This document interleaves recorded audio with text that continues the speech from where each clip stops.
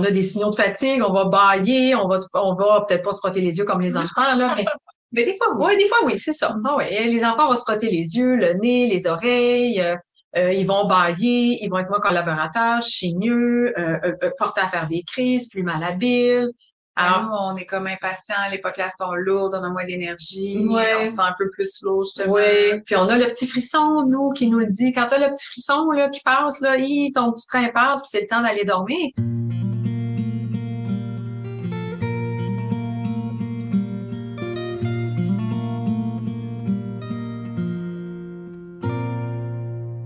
Bonjour les parents. Alors, je m'adresse aux parents d'enfants 0-5 ans qui ont le goût de voir leurs enfants de mieux en mieux dormir. Puis si jamais ils dorment bien, de savoir c'est quoi la recette.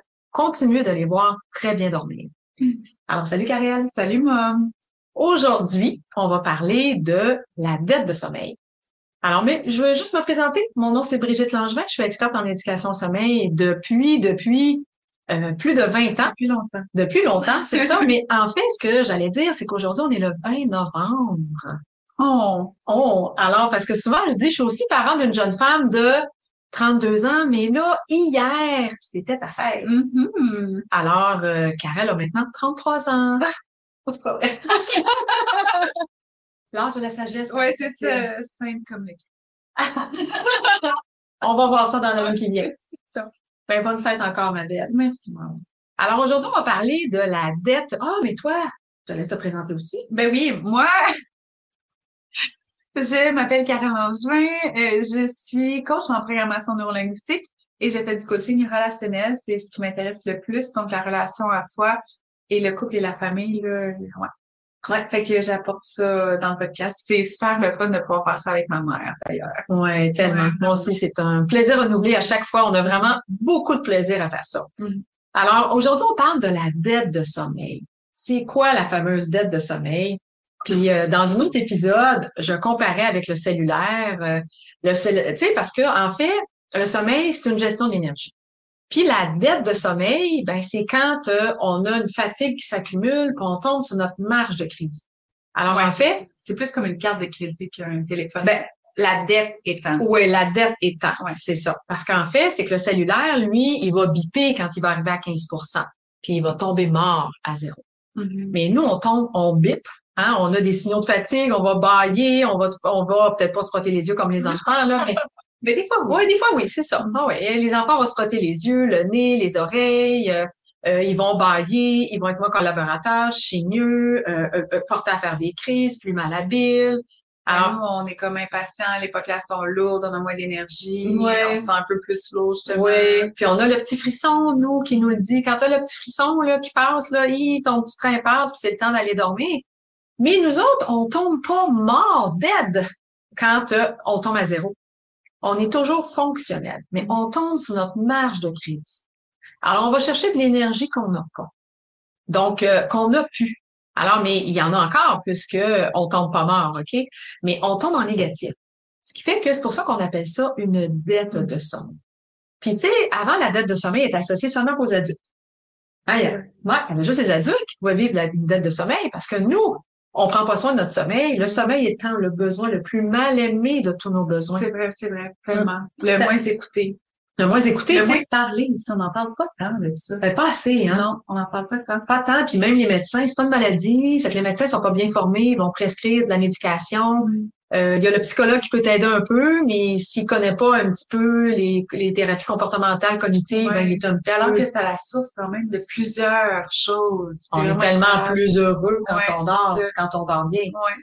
Alors ça, on vient à la dette de sommeil, ben plus on est fatigué, plus on exagère. Alors l'adulte, à un moment donné, va vivre une fatigue très, très grande, puis il risque de tomber endormi dans des moments inopportuns. Comme par exemple, en conduisant. Ouais.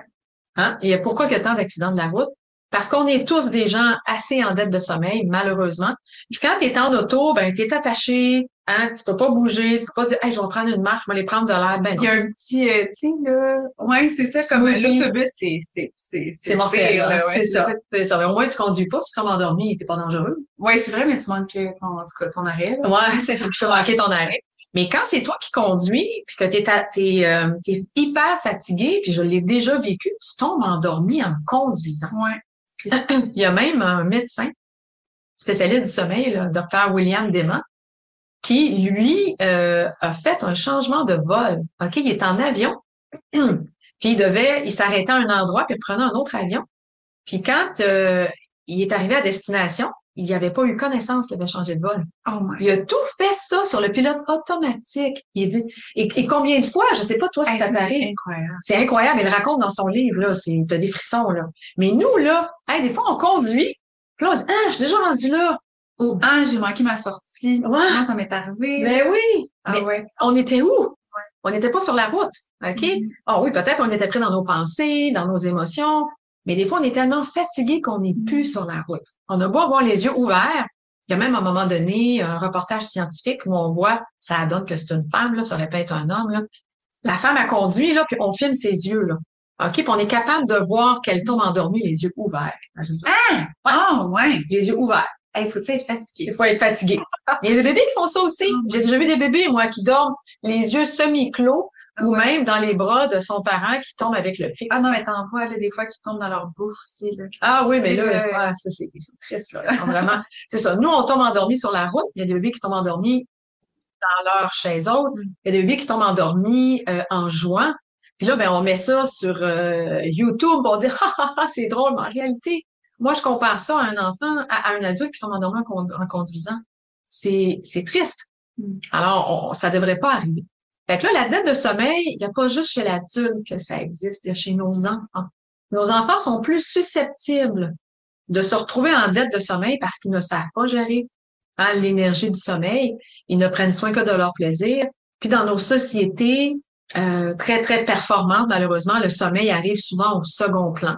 Donc, les siestes sont écourtées, on veut faire des activités, on pense qu'on est des bons parents. Alors qu'on performerait vraiment beaucoup plus si on était reposé. Ah ben oui. On se dit. Écoute, oui, on se dit, puis il y a même des entreprises, là, puis il y a dans d'autres pays où est-ce qu'il y a même des petits dortoirs pour aller faire des power naps.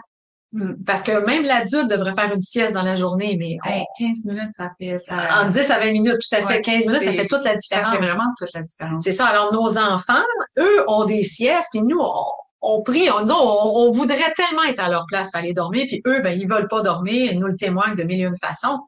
Mais qu'est-ce qui se produit? C'est que la fatigue s'accumule. Puis moi, j'ai vu des petits cocos en dette de sommeil qui avaient 3 mois, là. Alors, dès l'âge, parfois, de 8 semaines, alors l'horloge interne est en fonction, le cerveau gère la gestion de l'énergie. Donc, à ce moment-là, si le parent est pas vigilant, puis on suit le mouvement de notre enfant, parce que souvent on se fait dire nourrir à la demande, sommeil à la demande, mais le bébé qui aime pas dormir, puis le bébé qui a pas de signaux de fatigue. Savais-tu qu'il y a des bébés qui ont pas de signaux de fatigue? Non. Mais il y a des bébés. Aucun de chez aucun. Aucun apparent externe. Oui, c'est ça. Mais t'en avais parlé dans un autre podcast, un autre épisode. C'est vrai, c'est ça. Alors, il y a des bébés qui témoignent pas leur fatigue. Alors qu'ils vont pas bâiller, se frotter les yeux, le nez. C'est des bébés heureux en tout temps. Alors moi, j'en ai vu plusieurs fois, même en allant à domicile, en donnant des conférences parents-enfants, où ils témoignent pas leurs signaux de fatigue. Et là, les parents sont là, mais il est pas fatigué. Il est fatigué pareil. Puis souvent, je fais une analogie avec mon poids. OK? Ouais. Regarde-moi bien aller. Regarde-moi bien aller. Parce que moi, je fais partie du club des écœurants. Ma mère disait ça. Ma mère a toujours pris beaucoup de poids dans la vie puis perdu beaucoup de poids. Pas mon père. Alors, j'ai une physiologie plus comme mon père. Moi, je peux manger n'importe quoi et je prends pas de poids. Est-ce que ça veut dire que je ferai jamais de cholestérol? Je pense que c'est plus vrai rendu à ton âge, même. J'ai une Non, mais c'est vrai. J'engraisse, je prends du poids plus facilement maintenant. Mais quand tu étais jeune. Mais reste que les femmes de mon âge prennent plus facilement de poids que moi j'en prends. Puis je le perds beaucoup plus facilement qu'elles le perdent. Oui. Alors, c'est sûr qu'en vieillissant, ça fait une différence. Oui. Mais pour revenir à mon exemple, coquine, c'est que je peux manger facilement n'importe quoi et ne pas prendre de poids comme la majorité des femmes de mon âge, pour le nommer ainsi. Mais même j'étais plus jeune, OK, je prends pas de poids facilement. Ouais. Est-ce que ça veut dire que je ferai pas de cholestérol? Est-ce que ça veut dire que je ferai pas de diabète? Est-ce que ça veut dire que mes artères seront jamais bloquées? Ben non. Alors, c'est pas parce que ça paraît pas, c'est pas parce que j'ai pas un tour de taille qui s'élargit que à l'intérieur, mon corps ne souffre pas de cette mauvaise alimentation-là. Alors, le sommeil, c'est la même chose. C'est pas parce que mon coco ne me témoigne pas des signaux de fatigue usuels que j'ai l'habitude de voir. Ouais, c'est ça, parce qu'il doit y en avoir des minutes, là, tu sais, je veux dire, Ben oui, il y a le minus, mais il faut que tu l'observes, là. Tout non, faut mais que tu il le faut regardes. oui, c'est ça, mais c'est C'est vraiment les plus sourcils dans le rouges. détail, là, c'est ça. Moi, il y a des enfants que tout ce que tu vois, c'est les sourcils rouges. Tu sais, comme un bâillement intérieur. Mhm. Tu sais, on veut pas s'apparaître, qu'on baille, puis C'est leurs yeux qui viennent plus. ouais, regarde ça, toi, c'est tellement. Mhm. Alors, t'as les yeux qui viennent plein d'eau, t'as les sourcils qui viennent rouges. Apparemment, chez l'adulte, mais chez les C'est enfants, vrai, non? ça paraît. Alors, c'est comme s'ils ravalaient leur bâillement, comme si déjà petit bébé, puis c'est pas parce qu'on leur a appris, là, ils sont venus au monde Non, comme ça, plaisir là. des plaisirs, là, encore, là. Plaisir des plaisirs. Donc, c'est souvent un enfant qui est plus solitaire, qui est bien dans sa bulle, et qui va s'amuser avec ses affaires à lui. Il est pas en contact. Souvent, le tempérament solitaire, on peut dire qu'il est moins en contact avec son sentier. Non, ça, c'est pas solitaire, encore une fois, je me trompe, hein. C'est le visuel. Mais c'est quand même plaisir des plaisirs. Si un bébé à tempérament solitaire ou un enfant joue avec ses affaires dans sa bulle, il y a du plaisir à faire ça. Ouais, il y a du plaisir à Il va faire vouloir ça. continuer à le faire. À le faire. Fait qu'il ressent beaucoup moins. Contrairement, le relationnel, moi, je trouve qu'il est plus en contact avec son corps que le solitaire l'est, mais dans externe, par contre. OK. À l'externe. Alors, lui, il va aller chercher des plaisirs à l'externe. Oui, non, c'est ça. Peu importe ce que son corps lui dit. Oui, c'est mais il ça. n'est pas en contact tout le temps avec. Non, c'est ça. encore plaisir des plaisirs. Ouais, c'est ça. Mais c'est juste que c'est plus à l'externe. À l'externe, c'est ça. Alors, à ce moment-là, bien, ces enfants-là vont témoigner plus facilement leurs signaux, tandis que d'autres pas. Alors, il est en train de jouer, il est en mode plaisir, son corps envoie des signaux, il s'en occupe pas, peu importe le tempérament solitaire ou relationnel. Mais est-ce que ça se peut que, mettons, si tu enlèves son jouet, s'il est fatigué, il va pleurer plus? Ah ben oui. C'est ça, mais ça pourrait être un bon moyen de savoir si ton bébé est fatigué ou pas tout le temps. Ça, c'est ton relationnel qui va faire ça. Lui, il est très connecté à son jouet, maintenant. OK. Et là, s'il te voit, puis que là, il est fatigué, il va pleurer, il va lui-même délaisser son jouet. OK. Puis le mode solitaire, Ouais. il va peut-être chigner un peu, mais il va se retourner de bord, puis il va en trouver un autre. OK. Parce que lui, il est bien dans sa bulle. Ah, c'est Fait que son pilier, peu importe. Ouais. c'est ça. Puis là, ça t'induit en erreur. Ta question est tellement bonne. OK. Fait que c'est comme difficile de trouver des éléments qui vont t'indiquer que ton enfant est fatigué ou pas. Puis de là, l'horaire. Tellement déplaisant pour les enfants qui ne sont pas routiniers. Alors, l'enfant, lui, à un moment donné, t'as comme pas le choix de passer 4 mois s'il n'y a pas d'horaire. Puis tu dis, ses nuits sont pas belles parce que la dette de sommeil, c'est là où on voit, tu sais, souvent les parents me disent, bah oui, il dort assez. Ah ouais, il dort assez? Comment sont ses nuits? Ses nuits sont pas belles, ben il dort pas assez. Alors, sa dette de sommeil, sa fatigue s'est accumulée, la dette de sommeil est là. Et là, ben, tout dégringole. Puis pourtant, les parents disent, mais je comprends pas. Il n'y a pas de signaux de fatigue. Son plus grand signal de fatigue, ben, c'est ses nuits. Alors, comment s'exprime la dette de sommeil la nuit? Comment on fait pour savoir que l'enfant est en dette de sommeil? C'est tout simple. Il y a des éléments qui ne mentent pas. Le premier, les pleurs au coucher. Ah ouais. Un enfant que tu couches, puis qui doit avoir des pleurs de décharge. On a parlé des pleurs de décharge Oui. Ouais. dans un autre épisode. Ouais. OK, ben, on n'est pas supposé avoir besoin de passer par un épisode de pleurs pour s'endormir. Ça fait du bien, OK, si jamais tu en as besoin, mais on devrait pas en avoir pour s'endormir. Se réveiller le matin. Oui. Se pleurer le matin. Pleurer en se réveillant le matin, c'est un autre signe. Ouais. L'éveil trop matinal qu'on a parlé avant 6 heures, c'est un autre signe. L'éveil dans l'heure qui suit le coucher.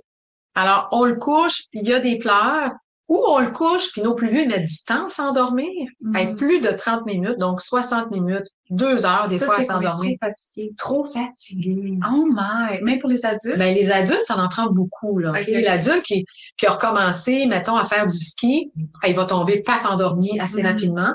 Mais s'il en fait 3 jours d'affilée, que sa fatigue est beaucoup trop grande, il va avoir de la misère à s'endormir. Ouais. Il va même avoir des petits soubresauts, là. Okay, parce que c'est un trop plein de cortisol aussi? Aussi. Il a exagéré sur ses activités physiques. Il s'est couché peut-être un petit peu plus tard. Là, ben, on parle pas d'alimentation, parce que chez les enfants, c'est pas trop en lien, mais il a pris de l'alcool, il a trop mangé. OK, intéressant. Alors, tout ça fait que c'est plus long s'endormir. Alors, souvent, les parents croient à tort que parce qu'on met du temps à s'endormir, qu'il faut le coucher plus tard. C'est l'inverse. Malheureusement, oui, c'est ça. C'est tellement l'inverse. Puis quand on l'expérimente, et moi, je l'expérimente, là, puis en camping, je suis beaucoup plus déposée que dans mon environnement ici. C'est l'été en plus, je travaille un petit peu moins. Hey, je peux dormir. Des fois, le matin, je me réveille à 8 heures. Mon Dieu, j'ai dormi jusqu'à 8 heures, mais je me suis couchée à 22 heures la veille. C'est tard pour moi, parce que moi, c'est plus 7 heures mon heure. Puis même des fois, je me réveille à 5 heures. Trop fatiguée. Mais moi, je fais du repos passif. Alors, c'est quoi le repos passif? C'est être au lit, même sans dormir, même en pleurant chez nos enfants. Alors, c'est sûr que si on veut corriger la fameuse dette de sommeil, sais-tu comment on corrige ça? As-tu une idée? Ben, on les couche plus tôt. Moi, on passe plus de temps au lit. Oh oui. Alors, coucher plus tôt, lever plus tard. Souvent, les parents disent, oui, mais si je le couche plus tôt, il se lève plus tôt. Oui, c'est ça qu'on veut, OK? Pour qu'il y ait plus le temps de se rendormir avec les petits trains du sommeil qui vont passer. OK. Alors, souvent, les cris dans la nuit. Hein, les parents me disent, parce que c'est un autre signe, ça, qu'il y a une dette de sommeil. Alors, les parents me disent, écoute, il fait des cauchemars. C'est pour ça qu'il y a des cris dans la nuit. Mais là, il faut savoir que les cauchemars, t'en fais-tu souvent des cauchemars, toi? Non. Mais non, hein, on en fait à peu près 1 à 2 par année. Hein? Ouais, pas plus que ça. À moins que ta vie aille vraiment pas Genre bien. Vraiment pas bien, là, tu sais. Mais tu peux en faire un petit peu plus, là. Okay. Mais sinon, les enfants, c'est 1 à 2 par année. Et puis quand tu as ces cris-là, puis le parent dit, ben non, il se rendort tout seul. Ah, un mauvais rêve. Non. 1 à 2 mauvais rêves par année, quand tu as 1 à 2 cris par nuit, OK, ou 3 à 4 fois par semaine, c'est un signe avant-coureur. C'est tous les parents, quand les enfants ont des cris dans la nuit, le coucher le lendemain, 30-45 minutes plus tôt, on s'éviterait tellement de dettes de sommeil. Okay. Tellement de dettes de sommeil. C'est logique quand même. C'est logique, mais on le fait pas souvent. Ben oui. C'est ça. On se dit que c'est pas grave, on n'a même pas eu besoin d'y aller, il s'est rendormi tout seul. Quand on est arrivé, il avait les yeux fermés. Il y a même des enfants qui pleurent les yeux fermés. Ah oui. Ouais, parce que ils veulent pas tomber endormis. Ils s'ennuient. Pas ils s'ennuient. Ils veulent pas tomber endormis. Ah, ils sont fatigués. Alors, à ce moment-là, ben, ils vont pleurer. Et, puis ils ont de la misère à sortir de l'état du sommeil. Puis ça, c'est pour d'autres raisons, surtout notre relationnel, il veut connecter. Ben oui, c'est sûr. C'est ça. Fait que là, il va pleurer avec les yeux fermés en disant, fais quelque chose, je veux sentir tes mains en arrière de moi qui me soulèvent du lit. Et je suis fatiguée, mais on va faire quelque chose ensemble. Ouais. Fait que la dette de sommeil, l'antidote, c'est passer plus de temps au lit. Alors, coucher plus tôt, aller chercher plus tard, allonger les siestes, si jamais ils ne dorment pas selon leurs besoins. Et qu'on va voir dans un autre épisode aussi qu'on va pouvoir parler de ça. Et vous allez voir que la dette de sommeil, c'est 4 à 8 jours que c'est disparu. Chez nos solitaires, là, tempéraments solitaires, qui sont bien dans leur bulle puis qui aiment dormir, c'est beaucoup plus rapide. C'est ça, c'est beaucoup plus rapide. Fait qu'il faut pas se décourager si jamais ça prend plus de temps.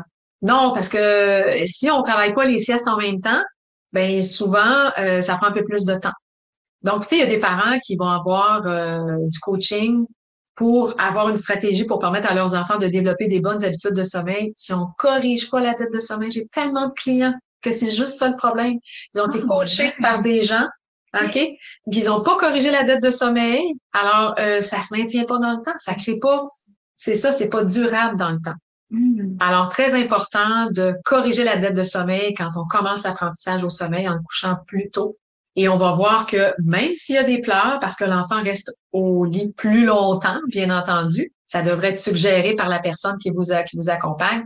Vous allez voir que dès la 3e nuit, il y a une nette amélioration. Pendant d'une semaine, c'est réglé. Puis des fois, ben plus rapidement, en 48 heures, c'est réglé à ce moment-là. Puis si bébé dort bien, les parents dorment bien? Oui, mieux, tout à fait. Je dis toujours qu'un bébé qui dort bien, ça fait des parents heureux. Puis ça fait un enfant joyeux le matin quand il se réveille parce que justement, il a suffisamment bien dormi. Alors, je récapitule un petit peu. Donc, on fait un recap. Alors, la dette de sommeil, c'est quoi les signes qui nous indiquent qu'il y a une dette de sommeil? Pleure avant de décharge, avant de coucher, pleure le matin, 1 heure après s'être endormi. Le coucher le soir, il y a des réveils là. Un éveil trop matinal, des cris dans la nuit, des siestes trop courtes aussi. Alors, s'il n'y a pas ces signes-là, on regarde pour les petits trucs rougis. Les arcades sourcilières. En fait, c'est que ça, c'est les signaux dans la nuit qui nous indiquent une dette de sommeil. Mais effectivement, nos petits cocos qui ont les arcades sourcilières, souvent, c'est juste ça qui devient rouge. Puis si tu le vois pas quand ça arrive, là, ben, t'as pas vu son unique signal de fatigue. Quand il baille. Quand il baille, c'est ça, parce que c'est un bâillement comme intérieur, là, qu'il fait, là. Ouais, hein, toi, Karel, c'est Ouais, vraiment, vraiment vraiment, incroyable. c'est excellent. Moi, j'adore ça. Je donne des conférences, là, je veux vous le sachiez, là, puis tout le monde a le droit de bailler. Alors, Karel, tu as le droit de bailler, j'ai le droit de bailler aussi. Mais bon, je suis pas aussi bonne qu'elle pour bailler. Ouais, c'est ça. Il y a eu un moment donné, j'étais dans une amie, avec deux amis dans un métro, puis on bagnait chacun notre tour, mais on a baillé pendant toute la ride de métro. Pendant 25 minutes, on se le passait, c'était l'enfer, là. Oh my God. Alors, bailler à la maison, quand arrive le temps du dodo, puis des fois, c'est facile de simuler un bâillement parce qu'on est fatigué, nous autres aussi. Alors, c'est communicatif aussi pour les enfants, le fameux bâillement. Alors, puis là, ben, on sait que si la dette de sommeil est là, ben, on a vu les éléments qui sont là. Puis le seul antidote qu'il y a, c'est passer plus de temps au lit pour permettre à l'enfant de pouvoir effacer la dette de sommeil. Donc, coucher des fois 1 heure plus tôt pendant 4 soirs, puis les 4 autres soirs, on revient par bon 15 minutes à son horaire normal, évidemment en allant le chercher le plus tôt possible le matin. Et on efface la fameuse dette de sommeil qui est après l'éveil traumatismal, là, qui est ce dont les parents parlent de plus maintenant parce que c'est de plus en plus connu. J'ai été une des premières à en parler. Oui, c'est ça, parce qu'avant, on n'en parlait pas. La dette de sommeil, c'était associé juste au sommeil des adultes. Et nos enfants aussi, malheureusement. Mais là, je pense qu'on en parle pour les bébés, mais on n'en parle peut-être pas pour la tranche d'âge entre 5 ans et 20 ans, genre. Ouais, pas assez, effectivement. D'ailleurs, il y a une étude qui révélait que le plus haut taux de bâillement chez nos enfants de premier cycle, donc qui est au primaire, là, ils ont à peu près entre 7 et 9 ans, c'est le matin à 9 heures. Alors, c'est sûr que les enfants jusqu'à l'âge de 7 ans devraient se coucher à 19 heures, mais souvent, il y a des enfants de 2, 3, 4 ans qui se couchent à 20 heures, 20h30, 21 heures, puis le matin, ben, ils sont levés entre 5h30 et 6 heures. Ça fait une fatigue qui s'accumule rapidement, puis la dette de sommeil qui éclate à ce moment-là assez rapidement. Puis là, ben, il faut recadrer tout ça pour être capable de leur permettre d'effacer tout ça, puis d'avoir un très bon sommeil, parce que c'est à la portée de tous. C'est vraiment à la portée de tous. Hey, on a fait le tour du sujet. Qu'est-ce que t'en penses? Ben oui. Alors, on se dit à la semaine prochaine. À la semaine prochaine. Bye bye. C'était Brigitte Langevin, experte en éducation au sommeil. Si tu as le goût d'en apprendre plus, je t'invite à visiter mon site à brigittelangevin.com. Puis si vraiment tu as le goût que le sommeil, ce soit pas toujours sur un coup de dé et que ça fonctionne, ben j'ai une formation Les Amis du Dodo. Clique sur le lien plus bas, tu vas en apprendre plus. C'était Karel Langevin, coach PNL. Tu peux aussi aller visiter mon site web karellangevin.com. Si ça pique ta curiosité, j'ai créé une merveilleuse formation, la PNL au service de l'enfant. Clique sur le lien juste en dessous si tu veux en savoir plus.